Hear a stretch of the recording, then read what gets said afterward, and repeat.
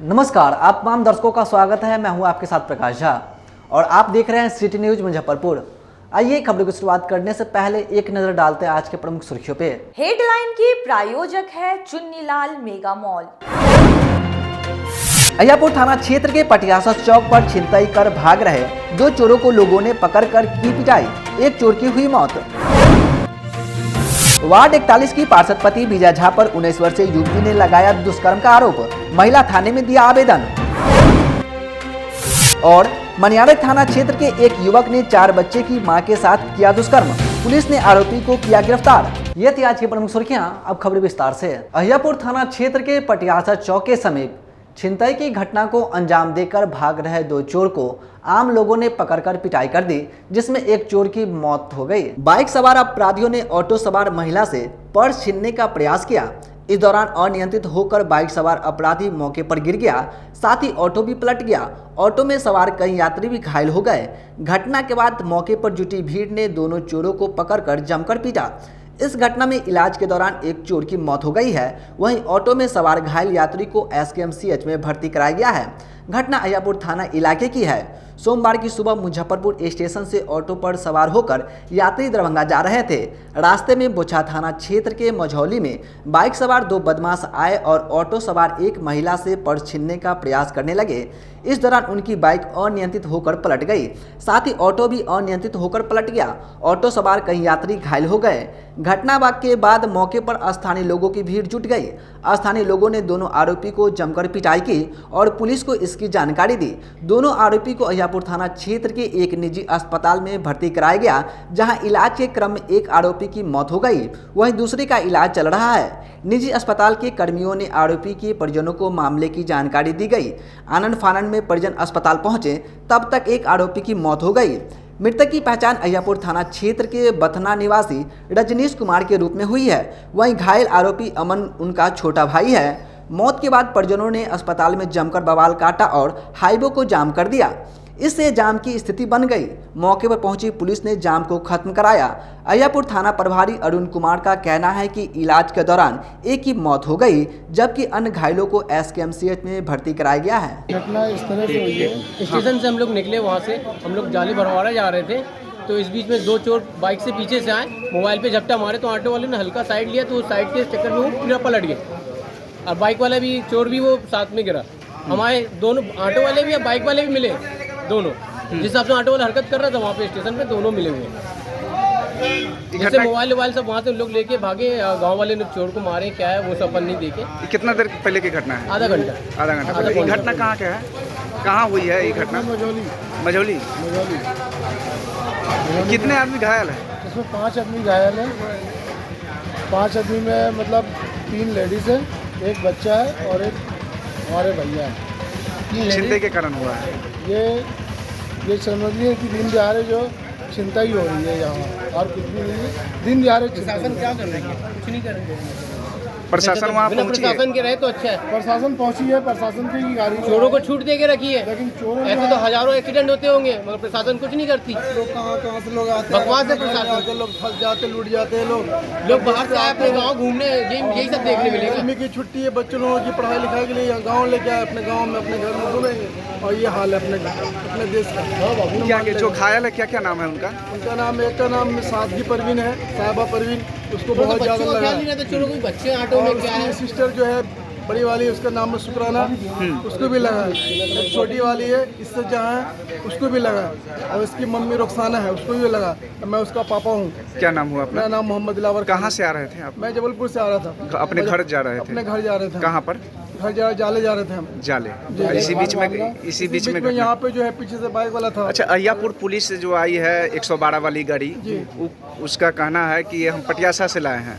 हाँ, वो थोड़ा हम लोग इधर आ गए थे, हम लोग तो कुछ मोहल्ले वाले ने मदद किया था। अब अल्लाह जाने किसकी नीयत क्या है, लेकिन उन्होंने मदद किया है। एक मेरे को ब्लॉक के कोई कर्मचारी थे, दवा भी दिए, खाने। एम्बुलेंस यहाँ की जो थी, मरीजों की कोई सुनने को भी तैयार नहीं, ना फोन करने को तैयार कि हाँ फोन करके उनके गार्जियन को बुला ले या कुछ भी, बस वो भागते जा रहे, भागते। प्राइवेट था वो बीच में उतार के भाग गया, एम्बुलेंस बीच में उतार के चला गया। अगर वार्ड 41 के पार्षद पति विजय झा पर 19 वर्षीय युवती ने दुष्कर्म का आरोप लगाते हुए महिला थाने में आवेदन दिया।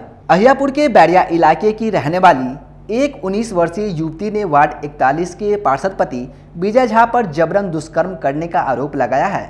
इस संबंध में सोमवार को पीड़िता ने महिला थाना में एफआईआर दर्ज कराने के लिए आवेदन दिया है। पुलिस को दिए गए आवेदन में पीड़िता ने बताया कि 1 साल पूर्व पार्षद पति विजय झा से उसने 1 लाख रुपए कर्ज लिया था, जिसका प्रत्येक महीना 3000 रुपये वह सूद दे रही है। इसलिए पार्षद पति के आवासीय कार्यालय पर उसका आना जाना लगा रहता था। रविवार को आरोपी के द्वारा फोन कर कहा गया कि सूद का पैसा मुझे दे जाओ, मुझे आवश्यकता है। इस पर मैंने बोली कि अभी रात का समय है, हम कैसे आएं? तो उनके द्वारा कहा गया कि मुझे पैसे की आवश्यकता है, अभी आओ। इस कारण मैं रात्रि करीब 8 बजे सूद का पैसा देने वार्ड पार्षद पति की आवास स्थित ऑफिस दूसरी मंजिल में गई। उनके द्वारा मुझे सूद का पैसा ले लिया गया और जब मैं वापस आने लगी तो उसके द्वारा कमरे का दरवाजा बंद कर दिया गया।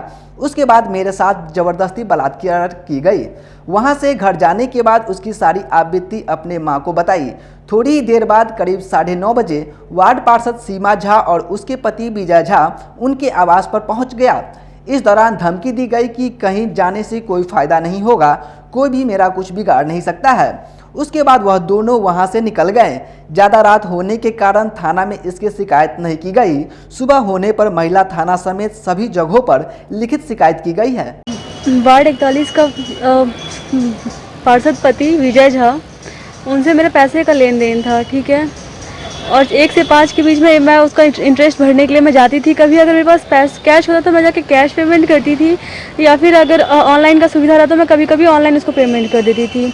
और कल भी महीना लग गया था, 1 से 5 के बीच का था, तो जून का महीना था, मुझे जून के महीने का पेमेंट करना था। कल वो दिन से मुझे कॉल कर रहा था कंटिन्यू पैसे देने के लिए। तो शाम हो गई तो मैंने बोला कि जो एक्चुअली शाम हो गई है, मैं नहीं आ पाऊँगी, ठीक है, जो मैं कल आकर दे देती हूँ। तो उसने मेरे को जिद किया कि नहीं अभी आप आकर दे दीजिए, अभी मुझे पैसे की बहुत ज़्यादा आवश्यकता है। मैंने कहा सर शाम हो गई, मैं अभी कैसे आऊँ? मजबूरन मुझे इसलिए जाना पड़ा कि पैसे दे रहे, कल भी देने ही हैं, आज भी देने, चलो मैं जाकर देकर आ जाती हूँ। मैं गई, देकर आई। मैं 6 बजे के अप्रॉक्स में चली गई थी, एग्जैक्ट टाइम मेरे को याद नहीं है। और बहुत देर तक बिठाया, पैसे वैसे तो मैंने उसको दे दिए, वेटिंग रूम में मुझे बिठाया बहुत देर तक। फिर अपने ऑफिस में मुझे बुलाया, बिठाया, बात किया। उसके साथ कुछ लोग थे, वो लोग दारू और पिए निकल गए वहाँ से। विजय झा अकेला था, उसने कमरा बंद कर लिया। उसके बाद वो मेरे साथ छेड़खानी करने की कोशिश करना स्टार्ट कर दिया। और वहीं दूसरी ओर पीड़िता के वकील ने बताया कि घटना के संबंध में लिखित शिकायत महिला थाना समेत वरीय पदाधिकारी को दी गई है। घटना इसमें हुई है कि विजय झा के द्वारा कुछ पैसों का लेन देन था इस विक्टिम का, सौम्या का। और उसके बाद ये लोग पैसा का जो सूद का टाइमिंग हुआ करता था, तो उस टाइम पर जाके सूद दे दिया करती थी। करीब सूद के दौरान ये लोग 30,000 रुपये, 1 लाख रुपये ली हुई है, 30,000 रुपया दे चुकी है। फिर भी जो मूलधन है अभी बाकी है। तो कल का डेट था कि ये लोग को आके देना था, तो बुलाया गया जबरन कि मतलब आज वो जाते, उसका कहना है कि आज हम जाते हैं पैसा देने के लिए दिन में, लेकिन कल ही बाई फोर्सली शाम में बुलाया गया। करीब 6 बजे के आसपास में वो उनके यहाँ गई और काफ़ी देर तक इसको वेट कराया गया।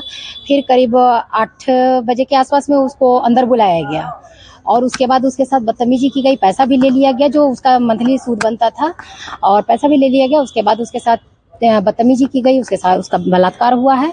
और अभी का टाइम ये है कि महिला थाना में रिपोर्ट दर्ज नहीं किया गया है और जांच का नाम लेकर आवेदन रख लिया गया है, जिससे कि अभी एज लॉफुल ये होता है कि 24 घंटे के अंदर अगर जांच मेडिकल हो जाती है तो सारे एविडेंस क्लियरफाई हो जाएंगे। पटना मद्य निषेध विभाग की विशेष टीम और गायघाट थाने की पुलिस ने संयुक्त रूप से छापेमारी कर एक ट्रक शराब को जब्त कर लिया। शहर में ट्रक से 893 कार्टन शराब जब्त, ट्रक चालक व खलासी गिरफ्तार। मद्य निषेध विभाग के पटना की टीम व गायघाट पुलिस ने शराब की बड़ी खेप पकड़ी। सूचना के आधार पर मद्य निषेध विभाग की टीम शराब लदे ट्रक का पीछा कर रहे थे। ट्रक से 893 कार्टन शराब बरामद की गई। इस दौरान ट्रक के चालक व खलासी को गिरफ्तार कर लिया गया है। शराब की खेप पंजाब से दरभंगा के लिए निकली थी। चालक ने मैथी टोल प्लाजा के पास एक होटल के सामने ट्रक को खड़ा किया था। ट्रक का पीछा कर रहे टीम ने गायघाट थाना को सूचना देकर पुलिस बल को बुलाया और फिर ट्रक की तलाशी ली। इस दौरान ट्रक से बड़ी मात्रा में शराब बरामद हुई। मद्य निषेध विभाग ने ट्रक को गायघाट थाना को सौंप दिया है। बिहार सिविल सोसाइटी के सदस्यों ने प्रीपेड मीटर को हटाकर पोस्टपेड मीटर लगाने की मांग को लेकर बिजली विभाग के अधिकारी से मुलाकात कर ज्ञापन सौंपा। प्रीपेड मीटर के खिलाफ अभियान छेड़ रहे बिहार सिविल सोसाइटी को अनुमंडल अधिकारी पूर्वी ज्ञान प्रकाश ने पत्र लिखकर अभियान को समाप्त करने को कहा है। पत्र में ज्ञान प्रकाश ने लिखा है कि प्रीपेड मीटर लगाना अनिवार्य है और इसका विरोध किया जाना सरकारी कार्य में बाधा माना जाएगा। धरना प्रदर्शन को स्थगित करना सुनिश्चित करें, अन्यथा सरकारी कार्य में बाधा डालने का आरोप लगाकर सुसंगत धारा में प्राथमिकी दर्ज कर विधि सम्मत कार्रवाई की जाएगी। पत्र मिलने के बाद बिहार सिविल सोसाइटी ने पहले से निर्धारित कार्यक्रम धरना को आज निरस्त कर दिया। इसकी जानकारी देते हुए बिहार सिविल सोसाइटी के अध्यक्ष आचार्य चंद्र किशोर पराशर ने कहा कि हम लोग डरे नहीं हैं, केवल कानून का पालन कर रहे हैं।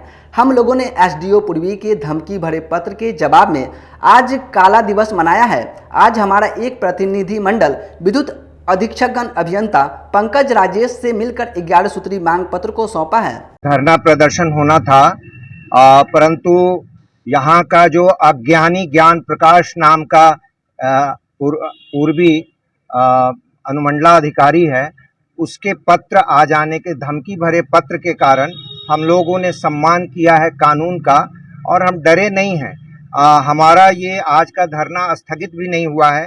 आप देख रहे हैं कि आज मैं काली पगड़ी और काला कुर्ता पहना हूं और हमारे सभी कार्यकर्ता काला पहन के आज घूम रहे हैं, नहीं तो उनके बाहों में काला फीता बंधा है। आज हम काला दिवस मना रहे हैं ये अनुमंडलाधिकारी पूर्वी के इस तानाशाही के खिलाफ। और हम लोग विद्युत अधीक्षण अभियंता जो हैं पंकज राजेश, उनसे हमारा प्रतिनिधिमंडल 6 सदस्यीय मिला है और हमारा जो 11 सूत्री मांग पत्र है उस पर विचार और चर्चा लगभग 1 घंटे की हुई है और उन्होंने सबको बड़े अच्छे से अपने पूरी तकनीकी टीम के साथ सुना है और उसमें अधिकांशतः उन्होंने कहा कि ये जो हमारा हेड ऑफिस है पटना, उसके कंसर्निंग है, उनके आदेश का हम पालन कर रहे हैं, इसको हम रेफर करेंगे। और जो मूल समस्या है उस पर उन्होंने कहा है कि जैसे उन्होंने कहा कि हमें निर्देश है कि पहले जन जागरूकता की जाए, उसके बाद प्रीपेड मीटर लगाया जाए। हमारा वैन घुमा है, हमारे साथ कुछ ग्रामीण जनप्रतिनिधि भी, सरपंच, उप मुखिया वगैरह गए थे। उन्होंने कहा हमारे पंचायत में इस तरह की कोई बात नहीं हुई है और इसको उन्होंने कहा है कि मैं क्रॉस चेक करूंगा। हमारे पास लोग रिपोर्ट हमारे कर्मचारियों ने भेजा है और कहा है कि अब भी हम जन जागरूकता करेंगे। रविवार की देर शाम दुर्गा स्थान मंदिर परिसर में मंदिर कमेटी द्वारा पूर्णमासी पर माता की महाआरती की गई। रविवार की देर शाम पूर्णिमा के अवसर पर दुर्गा स्थान मंदिर में मंदिर कमेटी की ओर से महाआरती का आयोजन किया गया, जिसमें सैकड़ों की संख्या में भक्तजन शामिल हुए।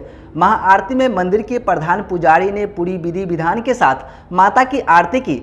दरअसल मंदिर कमेटी की ओर से हर पूर्णिमासी को महाआरती का आयोजन किया जाता है। मंदिर कमेटी के अध्यक्ष ने बताया कि इस महाआरती में सैकड़ों की संख्या में लोग शामिल होते हैं। यह गोला रोड दुर्गा स्थान का जो ऐतिहासिक मंदिर है, इसमें यहाँ पे लाखों श्रद्धालुओं की आस्था जुड़ी हुई है और यह मंदिर में यह प्रारंभ किया गया है कि पूर्णिमा के दिन जो है महाआरती का आयोजन किया जाए, शुरू किया गया है।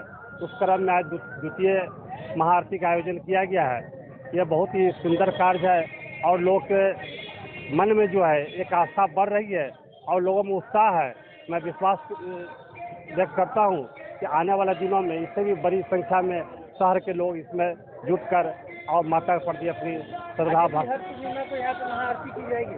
श्रद्धा भक्ति से आगे भी इसका भव्य आयोजन होगा, ऐसा मेरा विश्वास है। आगे भी हर पूर्णिमा को इस तरह के आयोजन को किया जाए। मोदी सरकार के 9 वर्ष पूरे होने पर चलाए जा रहे 9 वर्ष बेमिसाल कार्यक्रम के तहत जिला भाजपा कमेटी द्वारा बैठक की गई। जिले में विभिन्न कार्यक्रमों में हिस्सा लेने पहुंची केंद्रीय मंत्री भानु प्रताप सिंह वर्मा ने कहा कि भागलपुर में गंगा नदी पर बन रहे पुल के ध्वस्त होने की जांच होनी चाहिए, ताकि इसमें दोषियों की पहचान और उनके खिलाफ सख्त कार्रवाई सुनिश्चित हो सके।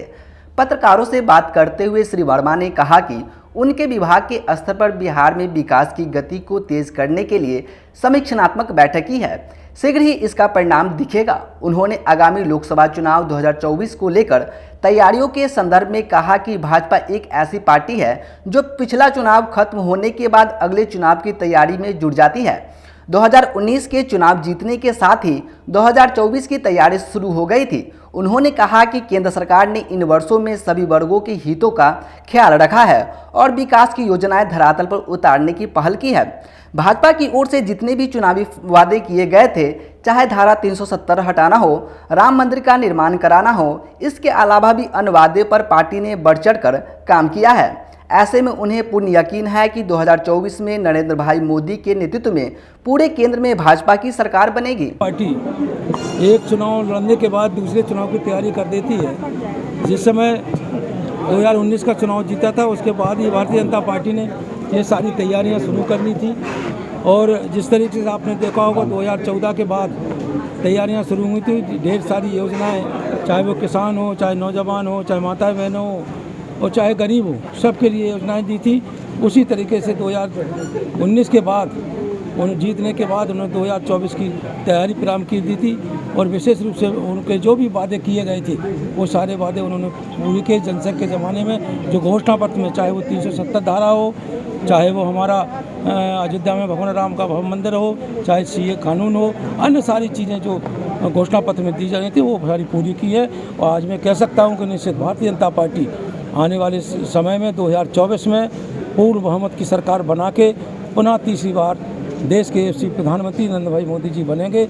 ये मनियारी थाना क्षेत्र में एक युवक ने 4 बच्चे की मां के साथ दुष्कर्म किया। पुलिस ने आरोपी को गिरफ्तार कर लिया। 4 बच्चे की मां के साथ दुष्कर्म हुआ है। महिला का कहना है कि रविवार रात 1 बजे वो घर में सो रही थी। पास में ही रहने वाला एक युवक घर में घुसा, उसके हाथ पैर बांध दिया। थोड़ी देर बाद मुझे कुछ एहसास हुआ तो नींद खुली तो देखा कि मेरे साथ दुष्कर्म कर रहा था। पुलिस ने आरोपी को गिरफ्तार कर लिया है। पीड़ित महिला को इलाज के लिए SKMCH में भर्ती करवाया गया है। बताया जा रहा है कि आरोपी पहले भी पड़ोसी की एक महिला के साथ दुष्कर्म करने की कोशिश की थी, तब उठक बैठक करवाकर माफ कर दिया गया था। पीड़ित का पति दूसरे राज्य में रहता है, वहां वो सैलून चलाता है। महिला की एक बेटी की शादी हो चुकी है, उसके 4 बच्चे हैं। 25 मई को बेटी की शादी हुई है। 3 दिन पहले ही पति बाहर गया है। यहाँ पर 2 बेटे और एक बेटी के साथ रहती है। बड़ा बेटा मजदूरी करता है, माँ की दोनों बच्चे पढ़ते हैं। शोर सुनकर आसपास के लोग जुटे। रविवार की देर रात पीड़ित अपने घर में सो रही थी। उसके घर का दरवाजा नीचे से टूटा हुआ था। इसी का फायदा उठाकर गांव के ही ठग्गा राय का बेटा परवीन राय 22 वर्ष आया और घर में घुस गया। पीड़ित चीखने चिल्लाने लगी। शोर सुनकर आसपास के लोग जुटे। इसी बीच परवीन वहां से फरार हो गया। ग्रामीणों ने पुलिस को मामले की जानकारी दी। हम नाश्ता वास्ता करके हम सो गए थे। सोला के बाद यहाँ बच्चों को ननकी बच्चा था वो भी सो गए। पहला नींद था, नहीं जगा हुआ। केमारी लगा हुआ है, दरवाज़ा लगा हुआ है, दरवाज़ा से यहाँ थोड़ा नीचे से टूटा हुआ है तो उसी में ईंटा खसका कर नीचे से खसक कर पट्टे पर क्या चला गया घर में। वही लड़का परवीन लड़का है, वो लड़का चला गया, हमको बांध दिया है, गोर हाथ मुँह हाथ सब बांध दिया है। अब हम किस तरह से हम चिल्ला कर किसी को हम जगाए, हम उस जगह तो क्या बोल वो अति कर दिया हमको। गलत किया है? हाँ बताइए। रेप कर दिया है मुझे। चिल्लाए नहीं आप लोग? आवाज नहीं दी? मुँह बांध दिया तो आवाज कैसे निकले हमको? तो फिर बाहर निकल के कितना देर के बाद बाहर निकले? लगले निकले यहाँ हाली से दरवाजा खोल दिया, दरवाजा खोल के पार हो गया तो हम हाली से निकले। हम यहाँ गोरवा को ऐसे ऐसे करके खसका दी रस्सी को। हम यहाँ हाथ बांध लेता है, यहाँ वैसा यहाँ हाथ नहीं खुला है तो हम छोड़ दिए। अब फिर जब गए तो यहाँ सबको यहाँ हम कहे तो सब जुट कर यहाँ वो लड़का को यहाँ भाग रहा था तो वो लड़का को पकड़ के लाए, पुलिस को हवाले किए। पति नाम है लड़का के? जयविंद कुमार। पहले से जानती थी उसको? हाँ, परवीन कुमार। पहले से जानती थी? हाँ, वही तरह घर तरह। अच्छा, तो पहले से भी गलत निगाह होगा रखे बाद? नहीं, कुछ नहीं। पति नहीं रहता आपका यहाँ पे? नहीं रहता है। कहाँ रहता है? बाहर कलकत्ता रहता है। अकेले रहती हैं? हाँ, मेरा बेटा था तो बेटा यहाँ थोड़ा चल गए, कल यहाँ थी बाजार काम करने के लिए। बाल बच्चा क्या हुआ आपको? 4 गो है। 4 बच्चा? हाँ, एक बेटी का शादी किए, एम की शादी किए, वही शादी में आए थे इन लोग तो यहाँ चले गए। यहाँ अब समय चलता है एक छोटे से ब्रेक का। आप बने रहें और देखते रहें सिटी न्यूज मुजफ्फरपुर।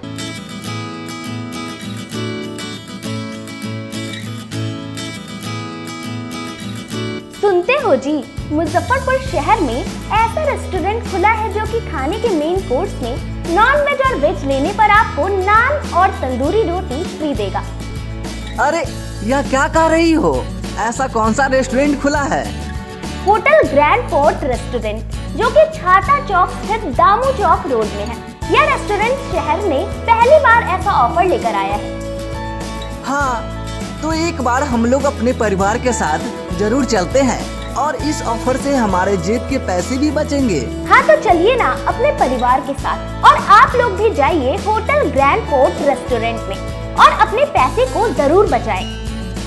इसके अलावा इस रेस्टोरेंट में जन्मदिन या सभी प्रकार की शादी समारोह के लिए बैंकेट हॉल उपलब्ध है। For free home delivery at near by place call us on 6087777278 and 8986060772। हमारा पता है दामू चौक रोड नियर माई स्थान मंदिर, छाता चौक, मुजफ्फरपुर। अगर आप अपनी कार होने का सपना पूरा करना चाहते हैं तो एक बार Aradhana automobiles dealer of first choice by Mahindra में जरूर जाएं। यहाँ यूज किए गए गाड़ियों का विशाल रेंज है। Alto, Swift Dzire, Creta, Bolero, Innova, Fortuner के अलावा कई और रेंज भी उपलब्ध है, जो कि महिंद्रा के इंजीनियर के द्वारा पूरी तरीके से टेस्टेड और सर्टिफाइड है। इसके अलावा गाड़ियों के इंजन पर 1 से 2 साल तक की वारंटी क्लेम है। बिना झंझट के एक ही फ्लोर पर गाड़ियों का सारा डॉक्यूमेंट दिया जाता है। वहीं मोटरसाइकिल का भी विशाल रेंज उपलब्ध है। इन सभी पर फाइनेंस की भी सुविधा उपलब्ध है, तो हमारे यहाँ अवश्य पधारें। हमारा पता है आराधना ऑटोमोबाइल्स भिकनपुरा, SKMCH फ्लाईओवर के समीप, NH77, मुजफ्फरपुर। अपने सपनों की आशिया को दे एक नई पहचान माँ भवानी डेकोर प्राइवेट लिमिटेड के साथ, जो है ऑथराइज्ड डिस्ट्रीब्यूटर ऑफ कजारिया। देश की मिट्टी से बनी टाइल से देश को बनाते हैं। और जहां मिलती है सभी प्रकार के Indian and imported granite, marble, sanitary एवं कोटा स्टोन का अनोखा एवं आकर्षक संग्रह। माँ भवानी डेकोर प्राइवेट लिमिटेड मतलब a complete floor solutions. New 0 mile Dadar road, Muzaffarpur. Call 9934753111। आपके 7 और 2 वर्षों के प्यार ने यूए एसोसिएट नीलकमल एक्सक्लूसिव शोरूम को मुजफ्फरपुर में एक अलग पहचान दिला दी है। और उत्तर बिहार का पहला नीलकमल एक्सक्लूसिव शोरूम, जो अब Narayanpur opposite Vaishali management college की जगह क्लब रोड, मिठनपुरा चौक के समीप यूए एसोसिएट का एकमात्र भव्य शोरूम अब नए रूप में खुल गया है, जहां आपको घर और ऑफिस फर्नीचर और मैट्रेस की विस्तृत रेंज ग्राहकों के लिए भी 50% तक की विशेष छूट के साथ दी जा रही है। और साथ ही साथ 0% पर फाइनेंस की सुविधा के साथ अपने घर ले जा सकते हैं, जैसे sofa, designing table, wardrobe, matrix, दीवान, पलंग के साथ सभी प्रकार के फर्नीचर पर विशेष रूप की छूट दी जा रही है। 2 वर्षों का साथ निभाने के लिए यूए एसोसिएट नीलकमल एक्सक्लूसिव शोरूम आपका तहे दिल से धन्यवाद करता है और एक बार हमारे यहाँ अवश्य पधारें। इस विशेष छूट का लाभ जरूर उठाएं। यूए एसोसिएट नीलकमल का फर्नीचर शोरूम नारायणपुर से हट करके मिठनपुरा चौक के समीप क्लब रोड में हम लोगों ने अभी स्थापित किया है, जहां आपको होम फर्नीचर के, ऑफिस फर्नीचर के विस्तृत रेंज देखने को भव्य रूप से मिलेंगे। और हमारे पास मैट्रेस की भी एक बहुत अच्छी रेंज उपलब्ध है। और साथ ही साथ हमारा लगन का भी काफ़ी भारी डिस्काउंट ऑफर चल रहा है, जिसमें 40% तक की छूट दी जा रही है। और साथ में हमारे यहाँ फिनांस की भी सुविधा है, जिसमें आप बजाज से, HDFC से 0 डाउन पेमेंट पर भी सारी चीज़ें ले जा सकते हैं। तो आप लोगों से निवेदन है कि एक बार आकर के हमें सेवा का मौका दें। किताबों का विशाल संग्रह और 30 वर्षों से आपकी सेवा करता आ रहा है फॉर्म सम्राट किताब किंग ब्रांच 1, जो कि एक नए अंदाज में दीपक मार्केट के सामने थाना चौक मोती झील रोड में खुल गया है। प्रोपराइटर शिवजी शाह के नेतृत्व में यहाँ UPSC, BPSC, NDA, SSC, BEd, railway, engineering, medical, polytechnic, IIT, TET, IBPS, state bank, सेना, पुलिस एवं मैट्रिक इंटर स्नातक के गेस्ट पेपर के अलावे धार्मिक कथा के साथ क्लास 1 से PG तक के सारे बुक यहाँ उपलब्ध है। सभी प्रकाशनों के किताब का विशाल संग्रह है। नए किताब पर 5 से 65% का स्पेशल डिस्काउंट दिया जा रहा है, तो देर मत कीजिए, एक बार हमारे यहाँ अवश्य पधारें। हमारा पता है फॉर्म सम्राट किताब किंग ब्रांच 1 दीपक मार्केट के सामने मोती झील रोड और दूसरा ब्रांच अघोरिया बाजार Ramdayalu road zenith petrol pump के बगल में। Contact us on 9334900337 62035292231 7766974617।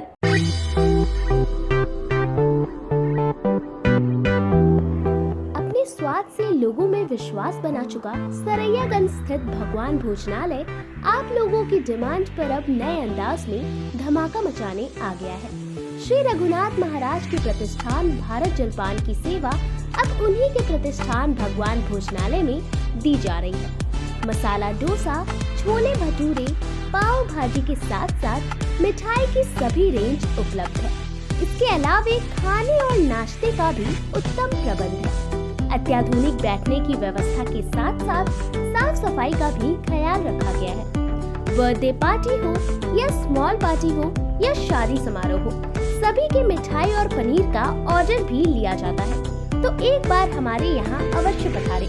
भगवान भोजनालय सरैयागंज नव युवक समिति के समीप। हमारा मोबाइल नंबर है 9829110000।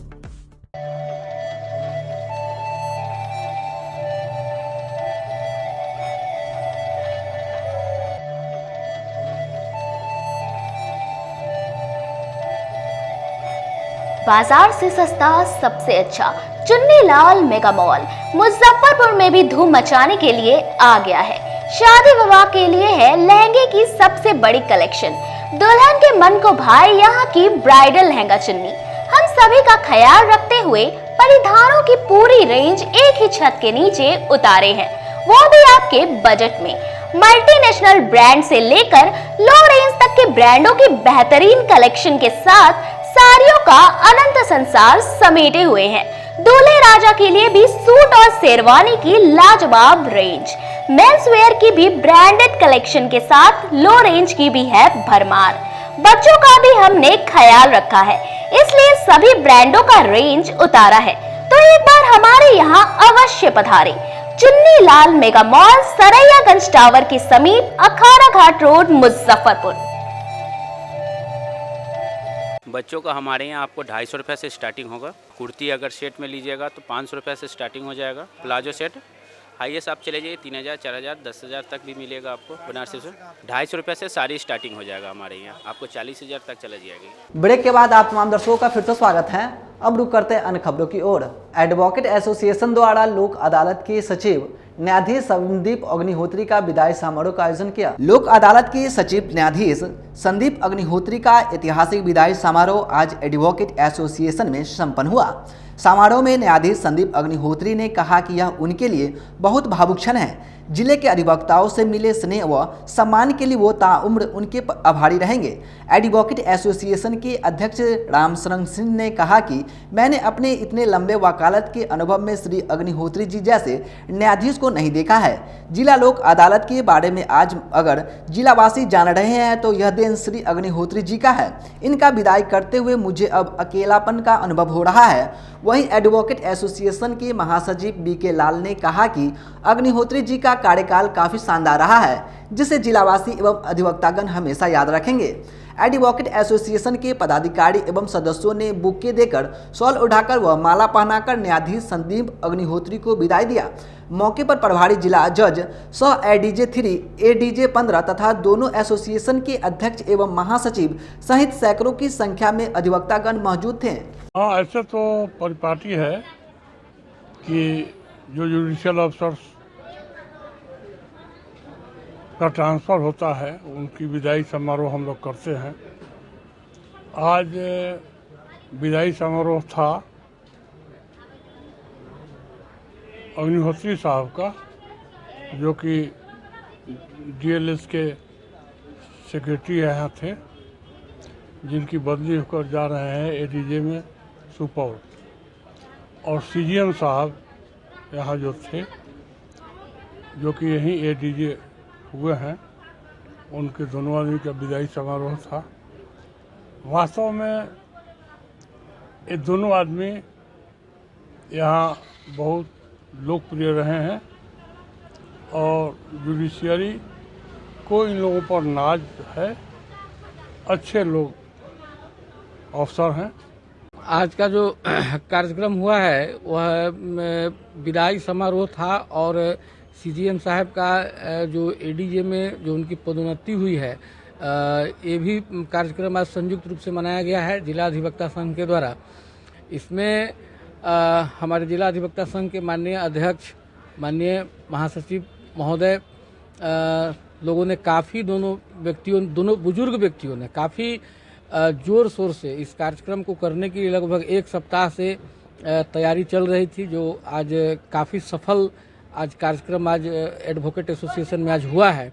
और चूंकि अग्निहोत्री साहब का कार्यकाल मुजफ्फरपुर में काफ़ी एक यादगार कार्यकाल रहा है, क्योंकि उन्होंने डीएलएसए में जब से वे सेक्रेटरी के पद पर जब से गए, उसके बाद से डीएलएसए के बारे में मुजफ्फरपुर के तीनों पदाधिकारी जो मुजफ्फरपुर जज शिप के थे, एक प्रभारी जिला सत्र न्यायाधीश के रूप में थे, आप भी एडीजे से प्रभारी के रूप में पहली बार हुए हैं।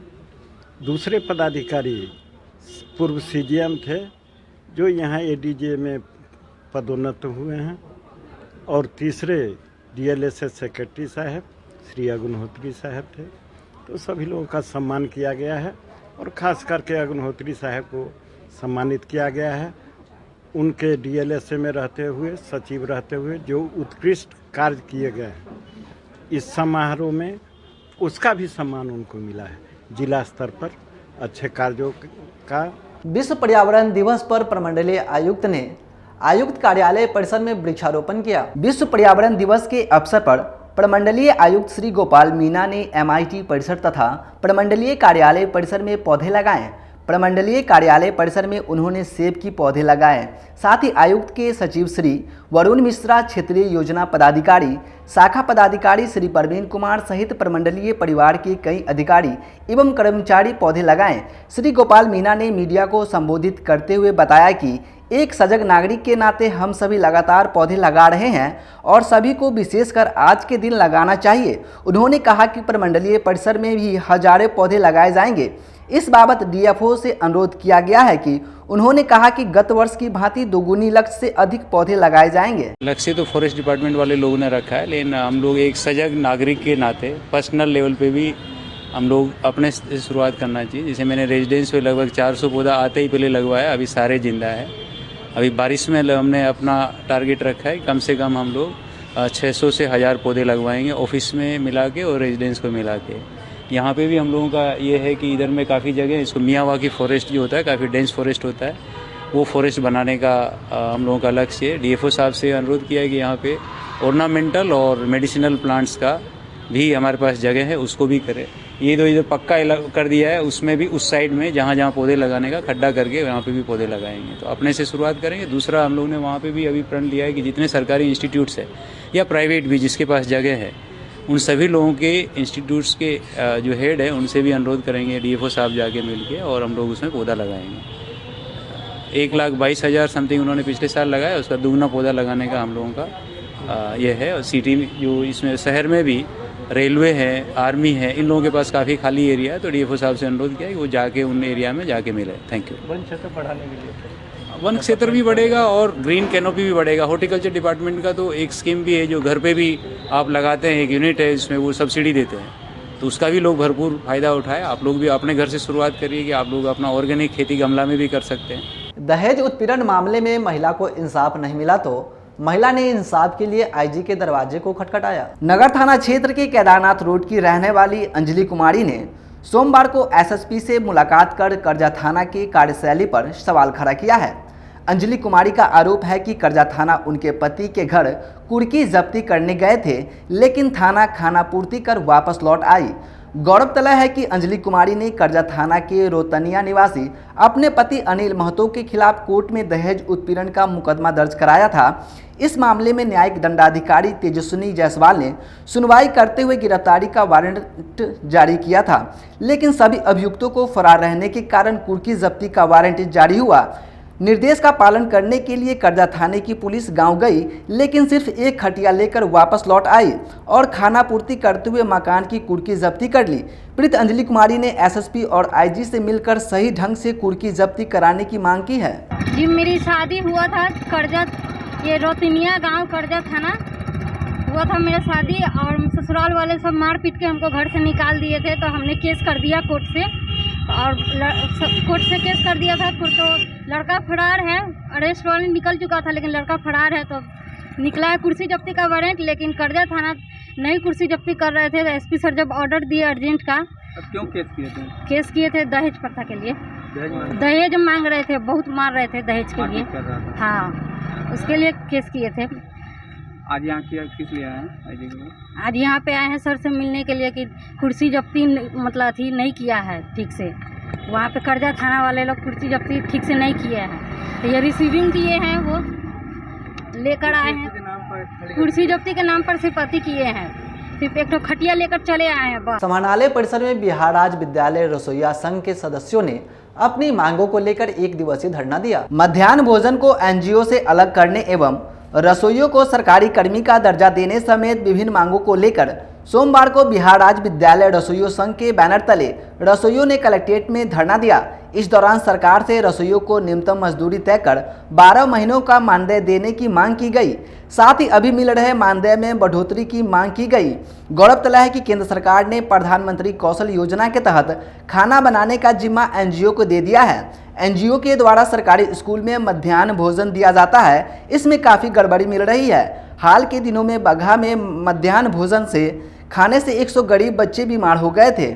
उन्होंने आनन फानन में सरकारी और निजी अस्पताल में भर्ती कराया गया, जहां उनका इलाज हुआ।